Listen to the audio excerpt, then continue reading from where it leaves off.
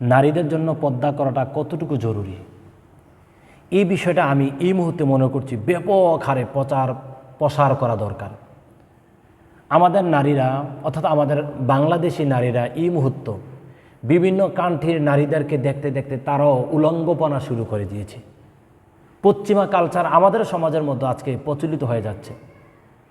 বাবা দিনদার, মা দিনদার, বাবা কিংবা পরিবার পরিজন দিনদার মানুষ, কিন্তু মেয়েরা ওইভাবে পর্দায় থাকতে চাচ্ছে না।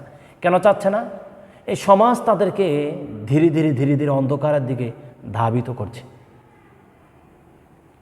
ইসলামে অন্যান্য হুকুম যেরকম ফরজ করে দিয়েছেন, আল্লাহ তাআলার পক্ষ থেকে পর্দাকেও সেরকম ফরজ করে দিয়েছেন। সূরাতুল আহজাবের 33 নম্বর আয়াতে কারিমার দিকে আমরা যদি লক্ষ্য করি, সেখানে আল্লাহ তাআলা বলেন, ওয়াকারনা ফি বুয়ুতিকুন্না ওয়ালা তাবাররাজনা তাবাররুজাল জাহিলিয়াতিল উলা।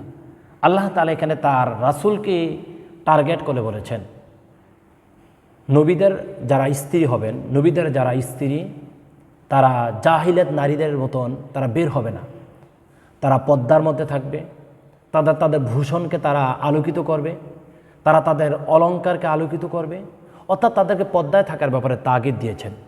এবং আল্লাহ তাআলা সূরা নূরের মধ্যে কয়েকটি আয়াতে বলছেন, অকুল্লিল মুমিনাতি ইয়াগুযুযনা মিন আবসারিহিন্না। মুমিনাত যারা নারী রয়েছেন তাদের চক্ষুকে নিম্নগামী করার ব্যাপারে তাগিদ করেছেন। চক্ষুকে নিম্নগামী করার পূর্বেই আপনার যে দেহ রয়েছে সেটাকে আপনি আবৃত করতে হবে।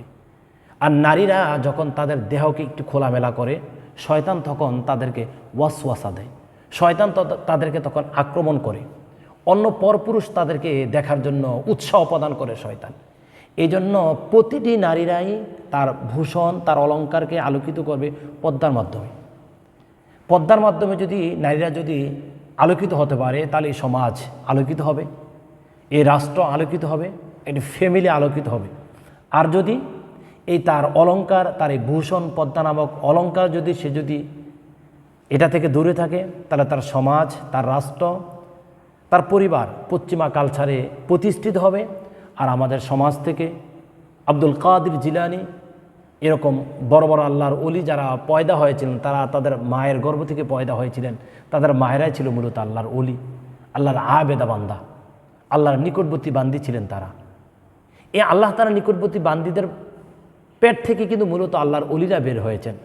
যদি মা যদি দিনদার হয়, মা যদি মুত্তাকিন হয়, মা যদি ফরজগার আল্লাহ তাআলার কোনো বান্দি হয়, তাহলে তার সন্তানও নেককার হবেন, আবেদা হবেন, সালেহ হবেন, তাইয়্যিব হবেন।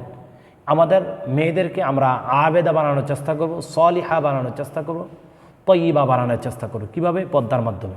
আল্লাহ সুবহানাহু ওয়া তাআলা এই ফরজকৃতময় পর্দাকে আমাদের সমাজের মধ্যে সুন্দরভাবে, সুস্পষ্টভাবে প্রচলিত করার মতন যে তৌফিক, যোগ্যতা আল্লাহ তাআলা আমাদেরকে দান করুক। এমন একটি রাষ্ট্র আমরা চাই যে রাষ্ট্রের মধ্যে আমাদের নারীরা শতভাগ পর্দাতে থাকতে পারবে, শতভাগ তাদের ভূষণকে তারা আলোকিত করতে পারবে। আল্লাহ তাআলা আমাদেরকে কবুল করুক। আল্লাহুম্মা।